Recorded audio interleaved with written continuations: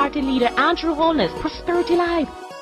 The economic debate now is about fiscal discipline. Let me restate the policy of the Jamaica Labour Party with respect to the IMF program. The IMF program is necessary to create stability in the economy. Disciplined management of the country's financial affairs should have been a culture and practice of all governments, PNP or JLP. It should never have taken the IMF to tell us to do that.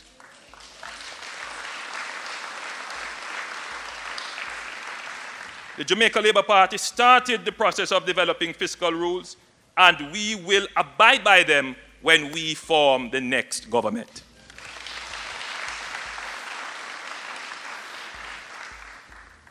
But we believe that the primary surplus target is too high, unrealistic, and will become increasingly unattainable as the program progresses. The passing of IMF tests based on the primary surplus targets relies heavily on taxation and cutting public expenditure.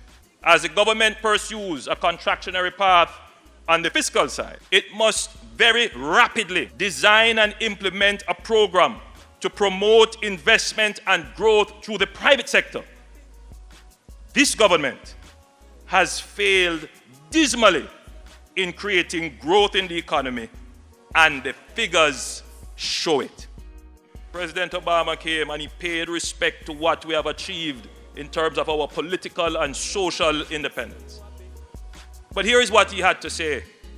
But what I also agreed with when I spoke to the Prime Minister is the need to try to address in a more systematic fashion how we can spur growth and not just put the squeeze on folks, because what it turns out is that if the best way for a country to reduce its debt is to grow really fast and to generate more income.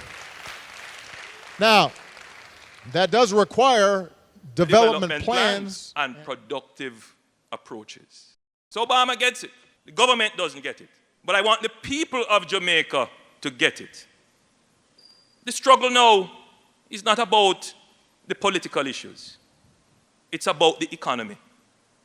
The next election must be about the economy.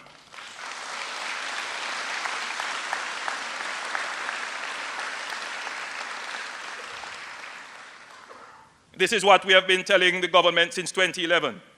This is what we have been saying to the country in all our messages. The greatest threat to the IMF program is not the teachers and policemen asking for more money. No, they are not a threat to the IMF program. It is not the motorists asking for better roads, not the farmer asking for water. It is the failure of the government in a time of global economic recovery, when even Haiti is growing in excess of 5%, either by ineptitude, clumsiness, slouchiness, or ignorance. This government has not produced meaningful growth in this economy for almost 4 years. It is the government that is placing the IMF deal at risk by its inability to grow the economy. Don't blame the teachers, don't blame the police, don't blame the soldiers, don't blame the civil servants. Take the blame, government. You are responsible. This government wants to distract you from the core, fundamental, vital, critical, inescapable issue of growth. Growth. That's what it is about. No CCJ, no ganja liberalization promise, no Buggery law removal promised by the PNP is going to distract the Jamaica Labour Party and the people of Jamaica from asking the important question, what about growth in our country?